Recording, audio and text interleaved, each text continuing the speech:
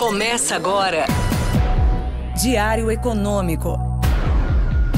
Um oferecimento do Canal Rural. Uma análise das principais informações que impactam os mercados, A economia global e do Brasil. Apresentação Marco Caruso. Fala, turma, bom dia. Hoje é terça, 11 de junho e este é o seu Diário Econômico. Os mercados abriram a semana sensíveis com o noticiário político daqui e de lá de fora. O nosso dólar chegou a fletar com 5,40, mas acabou aliviando num famoso Fontes, dizendo que o ministro Haddad vai levar um plano B de ajuste fiscal para o presidente Lula, com controle de gastos agora. E aí o nosso juro fechou 10 a 15 pontos menor. Essa apuração do Estadão cita as 3 despesas que eu dei destaque no episódio de ontem, justamente quando eu discuti as incertezas do nosso fiscal. Diz a notícia que o plano tem medidas como a imposição do teto do arcabouço, também para as despesas que hoje são vinculadas ao salário mínimo e para os pisos da saúde e da educação. Nessas horas vale aquela regra de São Tomé, mas como os ativos aqui estavam com uma dinâmica ruim, a notícia acabou fazendo preço mesmo sem nenhuma confirmação maior. Precisa ver então se existe o plano de fato e se existe apetite político em um ano de eleição e dadas as pesquisas eleitorais. De qualquer forma, se for por aí mesmo, seria uma guinada importante e com potencial de reduzir bem a percepção de risco. E mais uma vez, também valeria a máxima de que o dólar foi pedagógico. Numa visão bem simplificada da questão fiscal, realmente a Fazenda precisa encarar essa necessidade de olhar para os gastos também, especialmente agora que o empresariado e, consequentemente, o Congresso desenhou um limite ali para o ajuste via impostos. Ou é na receita, ou é na despesa, ou você vai ter que acabar cancelando e mudando mais uma regra fiscal.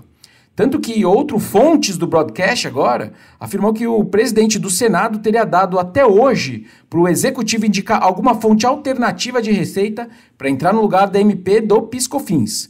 E que se não solucionar esse impasse, ele devolve a medida, que não agradou vários setores da economia.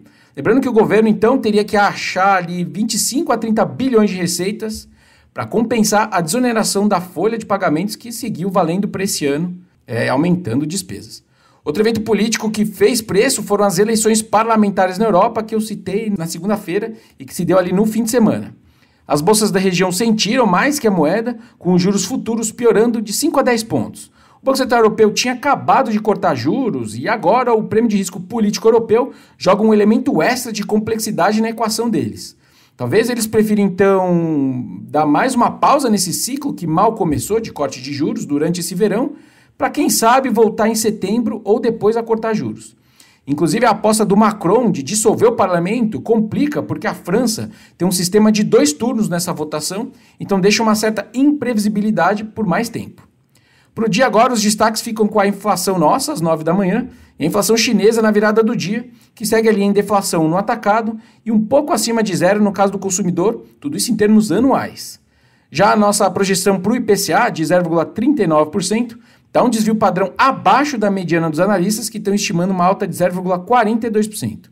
Se a gente tiver certo, o índice então provavelmente atingiu a mínima do ano em abril, em 3,7% em termos anualizados, e agora voltaria a subir para 3,9% em maio.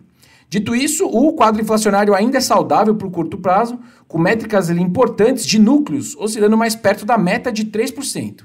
A principal exceção segue sendo os serviços, que está rodando perto de 5% e com poucos motivos para ceder a partir dali. Para terminar, acho importante citar 2 pontos positivos. O primeiro é a volta das revisões de crescimento de PIB para cima no Boletim Focus para esse ano. A gente tinha essa suspeita de que esse viés de alta ia voltar em breve. A estimativa tinha piorado nas últimas 4 semanas, inclusive por causa do Rio Grande do Sul, mas já voltou para os 2,1% de um mês atrás. Uma primeira explicação é a própria surpresa positiva com os números do primeiro TRI de 24, que saíram semana passada e vieram melhores. Mas tem um ponto para a gente também ficar de olho. Alguns dados diários que monitoram a atividade no Rio Grande do Sul sugerem uma retomada dos gastos das famílias com bens, tanto com bens de menor valor agregado, como com veículos, motos e partes. Em alguns subsetores do varejo, os gastos com Pix e cartão de crédito já estão acima do resto do Brasil.